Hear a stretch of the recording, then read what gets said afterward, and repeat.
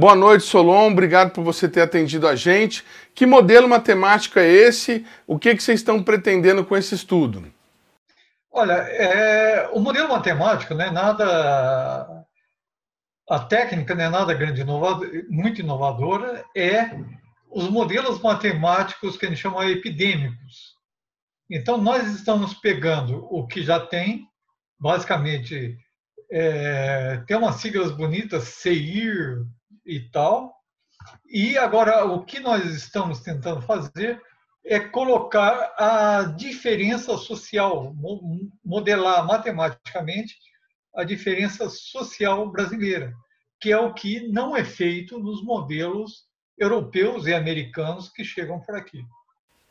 Mas essa diferença ela seria muito grande? O vírus teria uma maneira de se propagar muito diferente aqui no Brasil em relação aos outros países?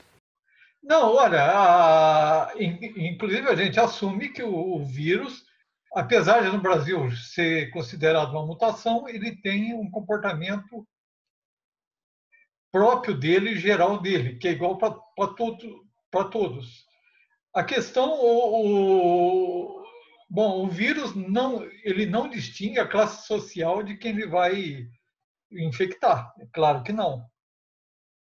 Mas, por exemplo, o que a gente tem de imediato, inclusive a cidade de São José dos Campos, agora envolveu-se numa polêmica totalmente desnecessária, que é parar com o confinamento. Em classes sociais baixas, o confinamento é impossível. Então, nós temos famílias de 10, 15 pessoas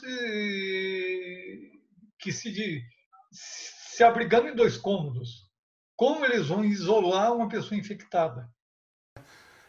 O modelo de vocês ele consegue determinar se a propagação nesses locais, nessas favelas, ela é diferente? Olha, simplesmente, numa primeira abordagem, nós simplesmente consideramos que, que esse pessoal não consegue entrar em quarentena, não consegue entrar no isolamento social. Não tem condições. E eles vão trabalhar, quer dizer, são trabalhadores que estão aqui, digamos, em trabalho menos remunerados e que têm contato diário com a população.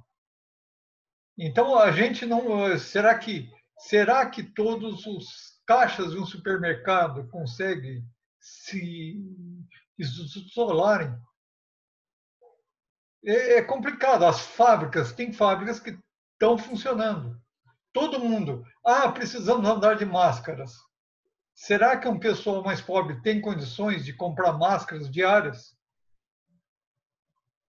Então, nesses pontos, quer dizer, os modelos matemáticos precisam levar em conta que, tá, ok, o ideal é 70% de confinamento, só que 10 ou 15% da população não consegue se confinar. Aí eu não tenho número de cabeça, mas temos que fazer as contas. Olha, quantos por cento dos que conseguem precisaria se isolarem para compensar as pessoas que não podem? As pessoas que não podem devem se infectar mais. Quanto isso? Tanto é que acompanhando pela mídia, a gente vê a preocupação com que, por exemplo, nas comunidades mais carentes das grandes cidades. É difícil não pensar em São Paulo e Rio, que são os 2 grandes epicentros hoje. São Paulo em primeiro. Quer dizer, na comunidade de Paraisópolis, o pessoal vai conseguir se isolar como no bairro vizinho Morumbi consegue? Eu não acredito que não. Então, esse é o medo que se tem, como essas comunidades vão reagir a esse vídeo, ao vírus, desculpe, em termos de contágio. A taxa deve ser maior. Isso causa medo. Certo. E o modelo de vocês, ele vai atuar com essas pessoas, com essa faixa de rendimentos, vamos dizer assim? A ideia é separar, baseado em dados do IBGE, quer dizer, quais são as pessoas, que é a primeira coisa, que não conseguem se isolar socialmente. Por exemplo, uma pessoa, só um exemplo que a gente leva em conta, uma pessoa que não tem água encanada em casa, como é que vai ficar confinada em casa? Não fica, né? Não tem como.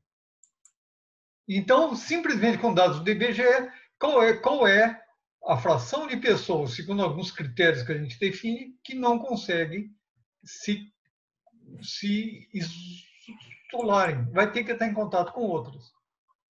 Mas explica para a gente, então, o modelo de vocês vai diferenciar isso entre as comunidades, entre as cidades? Como é que o modelo pretende trabalhar? O que vocês pretendem extrair desse trabalho? A ideia é colocar uma informação geográfica. O nosso primeira preocupação é pegar grandes centros urbanos, não é? Quer dizer, somos os dois primeiros testes que eu estou fazendo é na Grande São Paulo e na Grande Belém do Pará, porque nós temos pesquisadores de Belém também, que é outro lugar, dicas de passagem, que a situação está feia, né? Certo. Então, partindo disso daí, separar a cidade em bairros e ver o contágio, tentar ver como já está sendo o contágio, observando o que está acontecendo e algumas hipóteses em termos medicinais e sociais válidas, como isso vai para outros lados e quais seriam as políticas públicas adequadas às políticas, colocar aí boas ideias para políticas públicas. E o que vocês já têm de resultado desse trabalho? O que vocês já conseguiram extrair aí dos primeiros números? Olha, dos primeiros números, eu estou trabalhando mais com a Grande São Paulo, né? Olha, é que é um vírus novo para todo mundo. Quer dizer, ninguém sabe exatamente como vai acontecer. Quer dizer, apesar da gente ter alguns indícios que talvez até por ter chegado um pouquinho atrasado, a gente já tem um pouco mais de informação do que a China tinha. A China não tinha nenhuma informação quando ele apareceu. A gente consiga controlar um pouquinho melhor. Mas eu acho que, sem fazer nenhuma propaganda política nem nada, a política que o Estado de São Paulo tem adotado tem sido a melhor. Precisamos nos isolar. Não tem como. Quer dizer, foi prolongado o isolamento social. São José foi obrigado a voltar atrás, fiquei sabendo agora há pouco tempo, na TV, porque o prefeito aqui queria liberar o comércio. Quer dizer, não é, olha, infelizmente o comércio vai ter que permanecer fechado no Dia das Mães, porque eles querem abrir para vender no Dia das Mães. E, obviamente, esse é o maior, a segunda maior data depois do Natal, né? Então, o pessoal estava aí contando com esse dinheiro aí nesse período, né? Mas o risco social, olha, é muito grande. A gente eu não sou médico, né? Estou aprendendo epidemiologia que nem um doido, né? Eu estava te esperando aqui, estudando as minhas coisas aqui, lendo papers científicos e tal. Olha, não dá para saber. E nós, a montanha da curva que o perigo subir, nós estamos no comecinho ainda, nós não sabemos até onde vai isso. O risco é muito grande.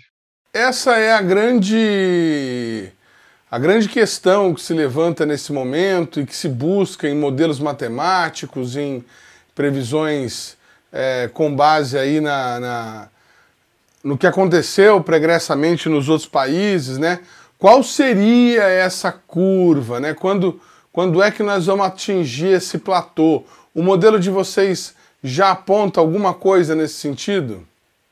Olha, começa, aponta, mas eu acho que é difícil uma previsão. Isso pode levar 2, 3, 4 semanas. É, é preciso que nós mantenhamos o confinamento social. Quanto mais a gente ficar, mais atrasa, essa curva fica mais baixa, ajuda, que é o problema, nós não, se todo mundo ficar doente de uma vez, não tem hospital para todo mundo, que é o problema que está começando agora. Então, o risco é muito maior de se ter um pico alto, e pode ser muito alto. Quer dizer, eu já vi estimativas nossas, e não só nossas, de outros modelos brasileiros mesmo a gente estamos contando em mais de 100 mil mortes possíveis. Evitáveis, a gente pode fazer, nós temos que fazer o melhor que a gente pode. Ficar em casa é o melhor que a gente pode fazer na falta de vacina, de um remédio, de um medicamento efetivo. É o que a gente pode falar hoje, é isso. Não tem como. Essa curva é assustadora. Para a gente que entende matemática, consegue ler aquela curva, é assustadora. Tanto é que foi um trabalho assim que deu origem lá à Inglaterra, mudar completamente a política. Tá? Evitar contágio, evitar sair, ir para manifestações, apertar a mão de todo mundo. Isso realmente é um absurdo. Nós precisamos manter o afastamento social. Não tem como. Nós estamos aqui, você na sua casa, eu na minha, no quarto do meu filho aqui. Vamos ir conversando. Todas as nossas reuniões do nosso grupo de trabalho, que envolve gente da USP, envolve gente da Federal do Pará, envolve gente daqui, da Unifesp de São José, eu do INPE, da Unifesp de São José. A gente fala aqui, via internet, não tem como. Então, isso é importante. Nós estamos achatando a curva e, nós temos uma convicção de pegar os dados diários. Eu não peguei os dados de hoje ainda, da Grande São Paulo, ainda vou estudar os dados diariamente, eu tenho que pegar. Eu pego, coloco nas figuras. Nós estamos conseguindo. Parar o achatamento agora é soltar a curva para cima. E se cada vez que a gente começa um isolamento, ele leva 15 dias para começar a fazer efeito. Então, parar agora 12, 15 dias é o tempo de que uma pessoa se mantém com o vírus. Então, não adianta, se parar o isolamento, se eu tiver com vírus, se eu passar para alguém, o meu efeito vai ser só quando o outro sarar, que vai ser 15 dias. Então, não podemos, nós temos que manter essa curva achatada, e eu espero que seja achatada. Se pudermos achatar mais, achatemos. Eu não gosto, particularmente, por trabalhar com modelos matemáticos, eu tenho um lado aí que eu já vi gente discutindo isso, né? Para a gente, olha, vamos falar em 100 mil mortos. É um absurdo, mas é um número. Quando eu tenho a mãe de um amigo meu, com 80 e poucos anos, e eu tenho mesmo, fiquei sabendo ontem, anteontem, com o vírus, aí a gente começa a tocar. Eu conheço aquela senhora. Isso é triste, e eu acho que agora a população vai começar a ver isso. Já está começando. Nós chegamos a esse número, mas não é só nós que temos, são vários modelos. Os nossos, que vamos ter, muito provavelmente, espero que não, meu Deus, espero que esteja errado, um pouco mais de 100 mil mortos no Brasil. Um pouco mais de 100 mil. Um pouco mais de 100 mil. Sem confinamento, chegaria a 600 mil na nossa conta. Então, realmente, é um negócio... Fazendo o que nós estamos fazendo, nós teremos ainda 100 mil mortos. 100 mil, nós não temos como controlar. Sabe? Agora, sem confinamento, poderia ser 600 mil nas nossas contas. Nós não sabemos, isso é um dado que me interessa, quantos por cento, qual a porcentagem da população que vai se infectar. Então, por exemplo, a própria Inglaterra, no começo, queria... Não, é melhor que todo mundo se infecte e já ficar livre. Quem morrer, morreu. Não pode ser assim. Porque hoje sabe-se que, por uma doença comum, quer dizer, com um contágio mais baixo, que o sistema de saúde aguente tratar de todos, pode ser. Agora, aqui, o número de contagiados vai ser tão grande que o sistema de saúde não vai dar conta. É como acontece no Peru, é gente morta na calçada. Ou na Itália, alguém com a irmã morta por 3 dias em casa, porque não tinha nem como pegar o cadáver. Então, nós precisamos alongar a curva, significa jogar a curva para frente. Se conseguir baixar o vírus, a quantidade de vírus no ar, antes que a metade seja infectada, olha, metade vai ficar sem a defesa. Pode ser que volte daqui a um ano. Mas aí quem já tem, possivelmente já tem alguma imunidade. O problema, o ser humano foi pego... como os europeus trouxeram gripe para os índios, é o que está acontecendo agora. É um tipo de uma gripe, não é a gripezinha de jeito nenhum, tá?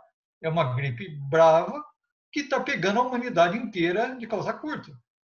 Ninguém tem proteção para esse tipo de vírus. Então, olha, achatar é deixar mais longa no tempo, mas dá mais tempo para o serviço de saúde. Eu não sei se eu fui claro, quer dizer, olha, é melhor que isso fique mais tempo num nível mais baixo. A gente vai ter que se contentar com esse tipo de jogo. Ou todo mundo fica doente, daqui a um mês ninguém mais tem, mas também morreu quantidade. Mas dentro desse número aí, dessa previsão de 100 mil mortos, se isso acontecer, a gente estaria aí atingindo um platô ou diminuindo o número de infectados, ou mesmo já, né, nos livrando de tudo. Quando, mais ou menos? O modelo dá algum indicativo de tempo, de quando estaria terminando ou não? Não é possível afirmar isso. Olha, os primeiros estudos lá atrás, para ter uma ideia, dizia setembro. Certo. Agora estão tentando, com todas as medidas e tal, querem trazer para junho e julho. Se nós vamos conseguir, eu não sei. Sinceramente, olha, é muito difícil saber. Pode aparecer algum remédio que melhore.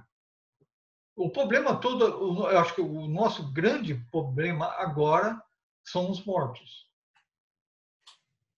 Que pode ser, na maioria, o pessoal de idade avançada, mas tem muitas pessoas jovens morrendo também. Tem hoje um médico de 23 anos aqui em São Paulo. Sabe, aí entra aquela coisa, é uma questão e bem de saúde. Então tem alguma coisa que a medicina, eu não sou médico, a medicina ainda não sabe que algumas pessoas são mais afetadas. Porque o que é pesquisa. Se tivesse estudado, se soubéssemos, os médicos teriam defendido melhor aquela pessoa. Nós não sabemos direito e temos que conviver com essa ignorância e tentando descobrir as coisas. Estudando, acreditando que o estudo leva, não a dizer que eu acho, acabou, é assim e é assim que vai ter que ser.